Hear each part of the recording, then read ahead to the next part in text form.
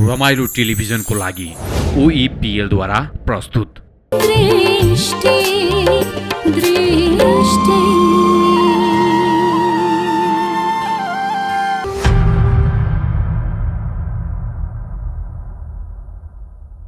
अब तपाई भन्दै हुनुहुन्छ हैन म चुप्प लागिदिनु पर्यो भनेर? म चुप्प लागिदिनु पर्यो?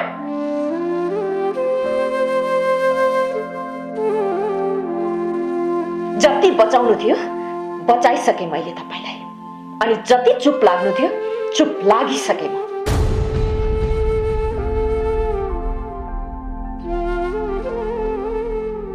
र अब पनि चुप्प लागेर बसे भने आफैलाई धिक्कार छ मेरो मनले।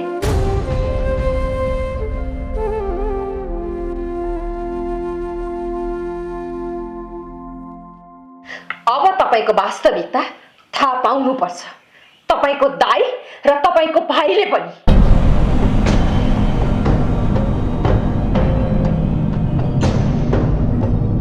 भनिदिन्छु आज म तपाईको सबै कुरा। तपाई जस्तो झुटको सहारा लिएर बाँच्नु छैन मलाई।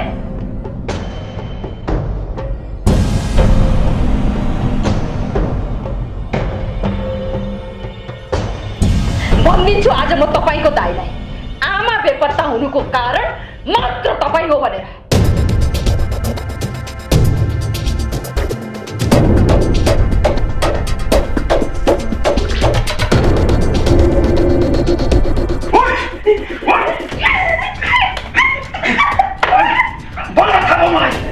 आमामाथि परेको यति ठुलो मात्रामा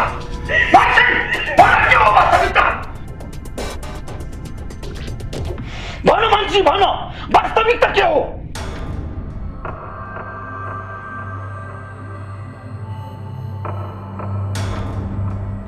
सौर्य, यो सबै अचानक भयो।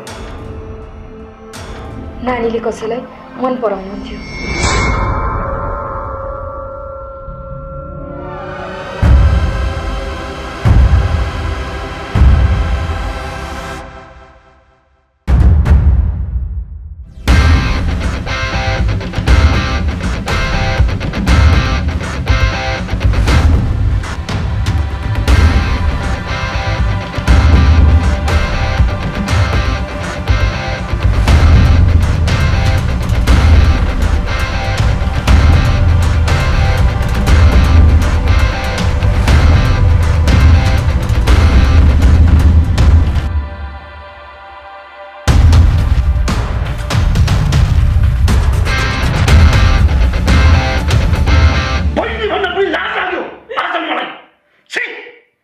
आफूभित्रको चाहना पूरा गर्नलाई हाम्रो परिवारको इज्जतको अलिकति पनि ख्याल राख्नु छैन तैँले? हाम्रो परिवारको एक्लो छोरी, हामी दुई दाजुभाइको एक्लो चेली, हाम्रो परिवारको माया प्रेम र विश्वासले हुर्केको देश।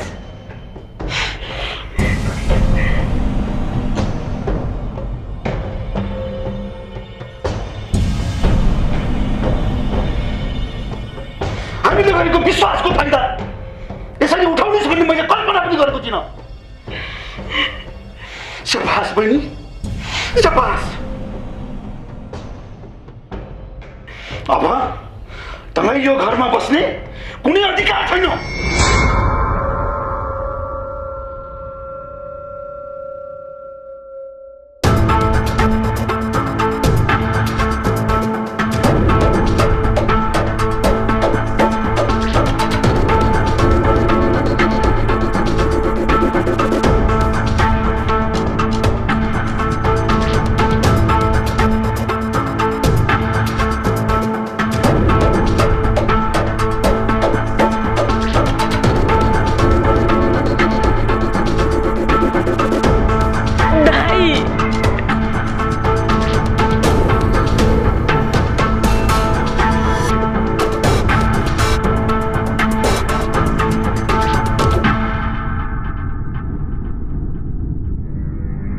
हो दाइ, म मान्छु गल्ती भएकै हो मबाट। यदि यस्तै गल्ती तपाईँ र भाइबाट भएको थियो भने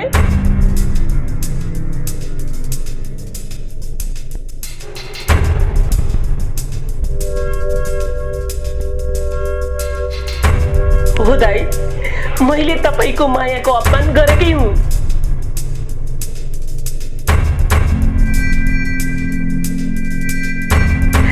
अब तपाई हेर्न दिनुस् दाई मलाई, मैले गरेको गल्तीको सजाय।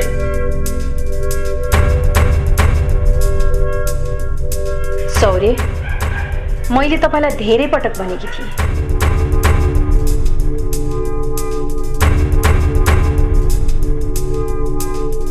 आफ्ना भाइ बहिनीको बारेमा सोच्नुहोस्, सोध्नुहोस् उहाँहरूको बारेमा भनेर।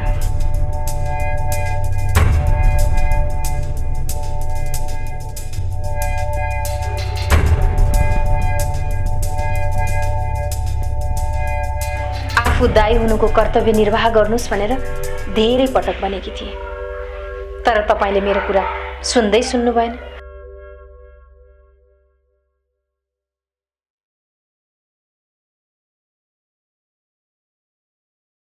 तर तपाईलाई फुर्सद नै भएन मलाई सुन्ने अनि भाइ बहिनीहरूको बारेमा बुझ्ने।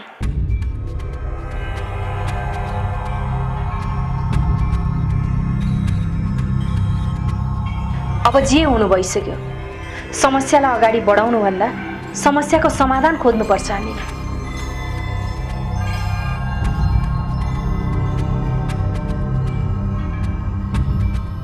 पहिला आमालाई खोजौँ सौर्य, आमा घर आएपछि सबै समस्याको समाधान निस्किन्छ। प्लिज सौर्य, आमालाई खोजौँ जसरी भए पनि।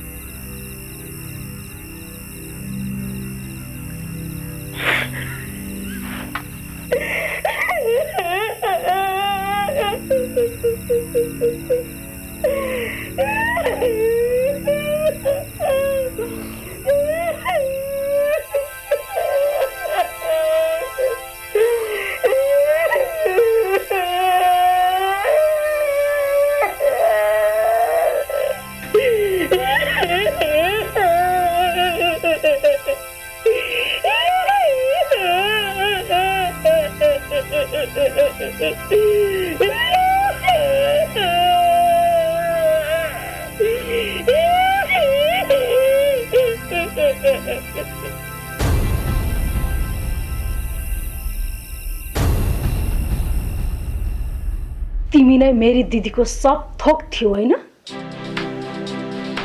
अब बर्ता नाटक नगरिकन मलाई मेरी दिदी जसरी भए पनि चाहियो मानसी, जसरी भए पनि चाहियो।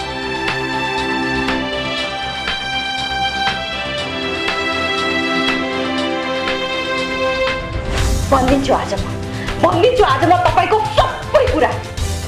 तपाईँ जस्तो झुटको सहारा लिएर बाँच्नु छैन मलाई।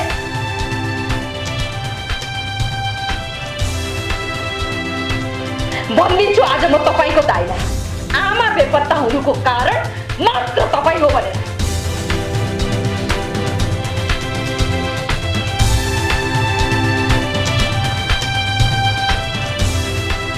बहिनी भन्दा पनि लाज लाग्यो आज मलाई। आफूभित्रको चाहना पुरा गर्नलाई हाम्रो परिवारको इज्जतको अलिकति पनि ख्याल राख्नु छैन तैँले।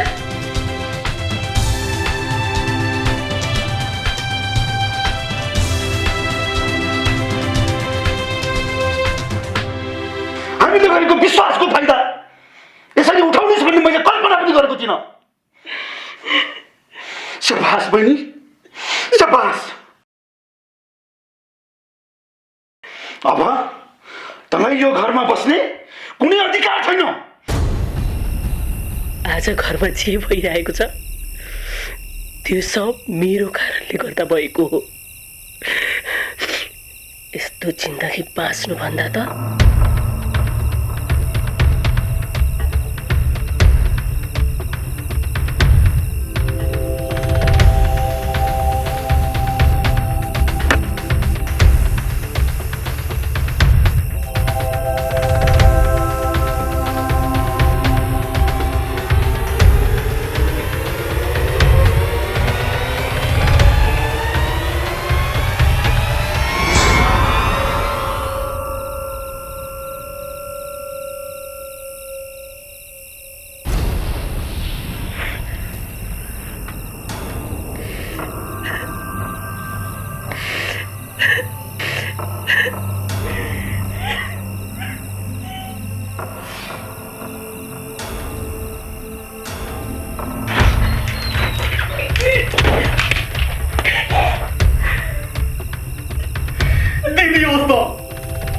मलाई त माथि हात उठाउनु हुँदैन बुझेको छु मैले। तर यो सब यस्तो अवस्थामा देख्दाखेरि रोक्न सकिनँ दिदी, मैले कन्ट्रोल गर्न सकिनँ।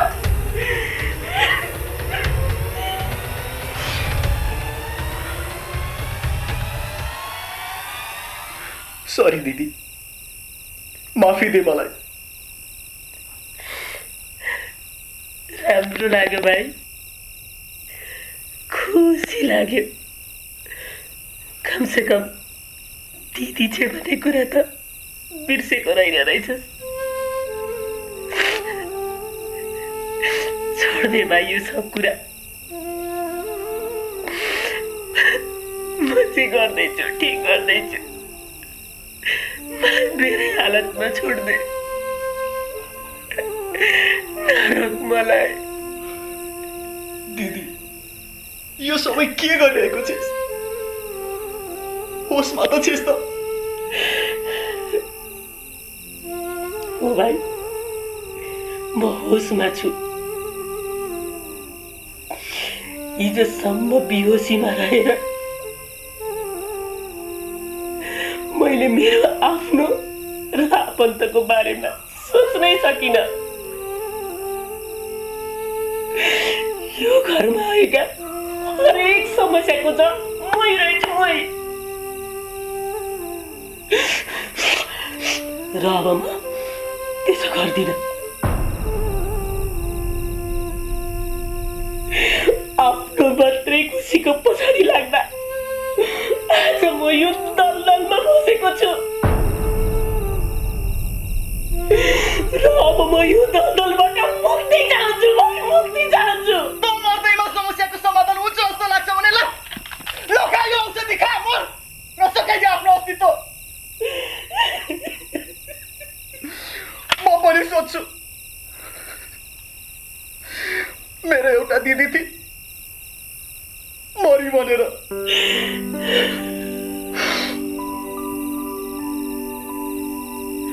हुन त गल्ती मेरो पनि हो दिदी, तसँग कहिल्यै राम्रोसँग बोलिन। तर त दिदी होस् नि, मलाई 2 थप्पड हानेर सम्झाउन सक्थिस् नि, सही बाटो देखाउन सक्थिस् नि, होइन र?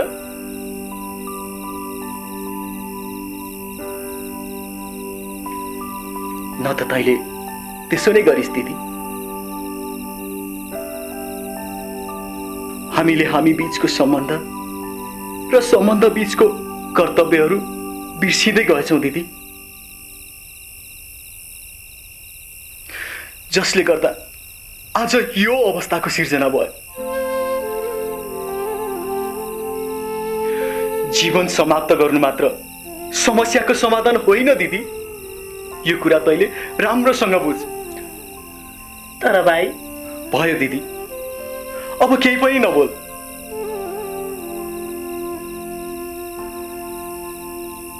हिजो मैले गरेका गल्तीहरूको लागि माफी दे दिदी मलाई।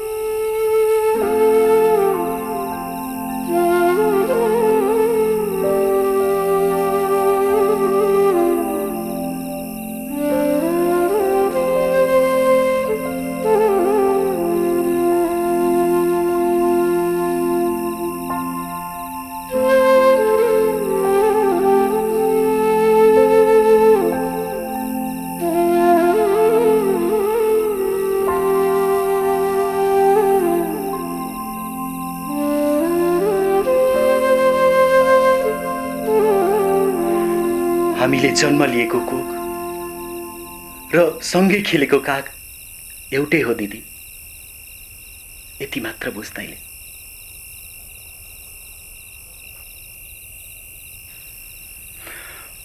म आफूलाई सुधार्न चाहन्छु दिदी।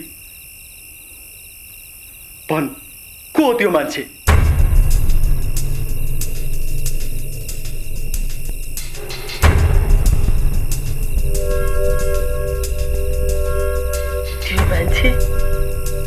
त्यो मान्छे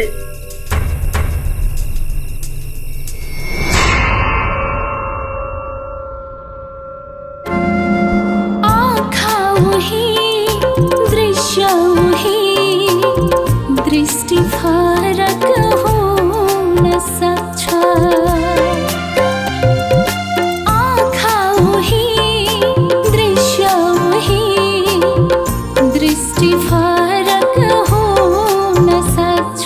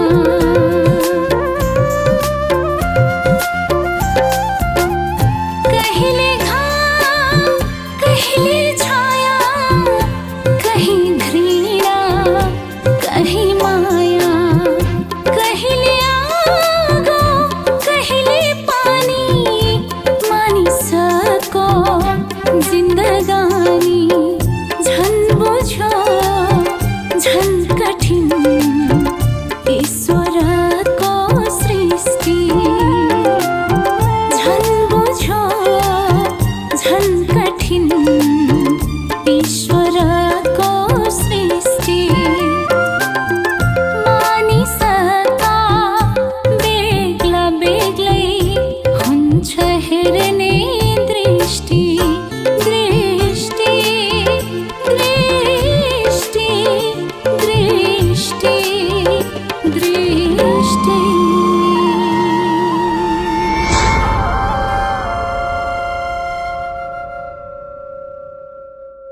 मलाई अरू कुरा